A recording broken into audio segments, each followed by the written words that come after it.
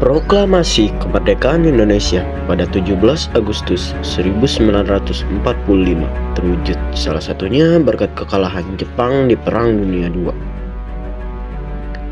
Di Perang Dunia II, Jepang terlibat dalam perang di Asia Pasifik. Perang itu kerap disebut sebagai Perang Asia Timur Raya. Jepang bersama Jerman dan Italia tergabung dalam blok poros. Mereka melawan blok sekutu yang terdiri dari Amerika Serikat, Inggris, Uni Soviet, dan Cina. Di awal perang, Jepang unggul setelah mengambil alih Asia Tenggara dari koloni Eropa. Lalu pada 8 Desember 1941, Jepang mengebom Pearl Harbor, pangkalan militer Amerika Serikat di Hawaii, Samudra Pasifik. Kemenangan Jepang di Pearl Harbor mendorong Jepang melebarkan sayapnya ke Asia Tenggara. Kemenangan Jepang di Asia Pasifik tak bertahan lama. Jepang beberapa kali mengalami kekalahan. Negara-negara di Asia Tenggara saat itu dikoloni oleh bangsa Eropa. Inggris menguasai Myanmar, Malaysia, dan Kalimantan. Prancis menguasai Indochina, yaitu Kamboja, Laos, dan Vietnam. Spanyol menguasai Filipina, sementara Indonesia dikuasai Belanda. Jepang kalah di Kepulauan Mariana hingga Filipina. Sejak 1943, posisi Jepang makin terdesak. Blok poros kalah dalam berbagai pertempuran melawan blok sekutu.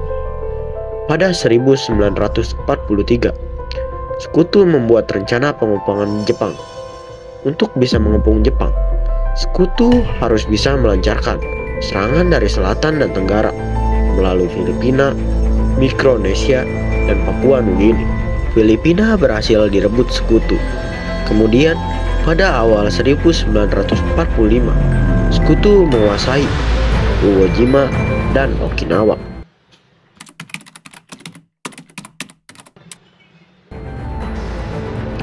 Pada tanggal 6 Agustus 1945, selama Perang Dunia II, pengebom B-29 Amerika menjatuhkan bom atom pertama di dunia, tepatnya di atas kota Hiroshima, Jepang. Ledakan tersebut langsung menewaskan sekitar 80.000 orang, dengan puluhan ribu lainnya yang meninggal karena paparan radiasi. Pesawat menjatuhkan bom di Telboy dengan parasut pada 6 Agustus 1945 pukul 8.15 pagi.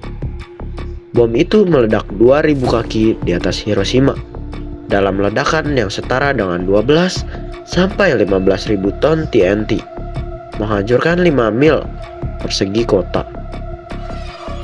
Lalu pada 9 Agustus 1945, Mayor Charles Sweeney menerbangkan pembom B-29 lainnya, Bockscar, dari Tinian. Awan tebal di atas target utama, kota Kokura, membawa Sweeney ke target sekunder, Nagasaki. 4 bom plutonium Fatman dijatuhkan pada pukul 11.03 pagi. Siang hari, tanggal 15 Agustus 1945 waktu Jepang, Kaisar Hirohito mengumumkan penyerahan negaranya dalam sebuah siaran radio.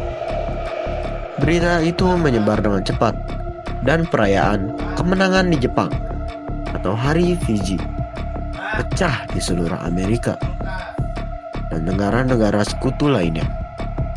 Perjanjian penyerahan formal ditandatangani pada 2 September di atas kapal perang Amerika Serikat Missouri berlabuh di Teluk Tokyo.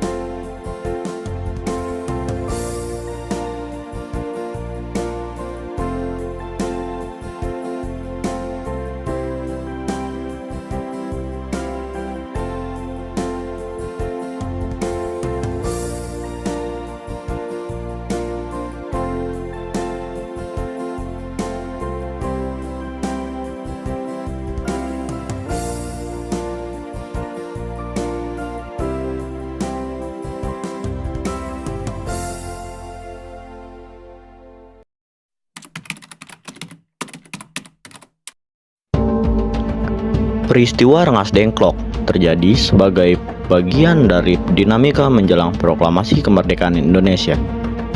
Kekalahan Jepang dalam Perang Dunia II yang secara resmi menyerah kepada sekutu pada 15 Agustus 1945 menjadi pemicu utama. Sebelumnya, Jepang telah menjanjikan kemerdekaan kepada Indonesia melalui janji dalam Dokuritsu Junbi Chosakai atau BPUPKI dan pembentukan Panitia Persiapan Kemerdekaan Indonesia ataupun PPKI. Sebagai bagian dari strategi menarik simpati rakyat Indonesia, namun janji tersebut dipandang sebagian tokoh muda sebagai taktik politik belaka. Setelah mendengar pengumuman kekalahan Jepang dari siaran radio luar negeri, golongan muda mulai melihat ini sebagai momentum emas untuk memproklamasikan kemerdekaan secara mandiri tanpa campur tangan Jepang. Hal ini menciptakan ketegangan dengan golongan tua yang lebih hati-hati dan memilih menunggu sidang PPKI pada 18 Agustus agar proklamasi dilakukan secara sah dan tertib. Mereka khawatir tindakan tergesa-gesa dapat memicu konflik dengan tentara Jepang yang masih bersenjata dan aktif di Indonesia. Golongan muda seperti Sultan Syahrir, Wikana, Sukarni, dan Choirul Saleh menolak proklamasi melalui PPKI karena dianggap badan buatan Jepang. Mereka ingin kemerdekaan diproklamasikan segera atas nama rakyat, bukan sebagai pemberian Jepang. Karena perbedaan ini, pada 16 Agustus 1945, pukul 3 WIB, Soekarno dan Hatta dibawa secara paksa oleh para pemuda ke Rengas Dengklok, Karawang untuk didesak segera memproklamasikan kemerdekaan.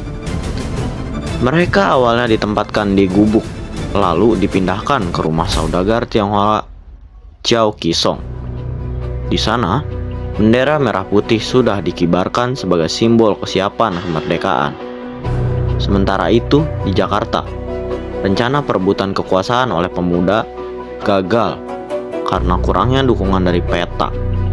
Yusuf Kunto bersama Ahmad Subarjo kemudian menjemput Soekarno dan Hatta setelah dicapai kesepakatan bahwa proklamasi akan dilakukan segera. Mereka pun tiba kembali di Jakarta pada malam 16 Agustus 1945.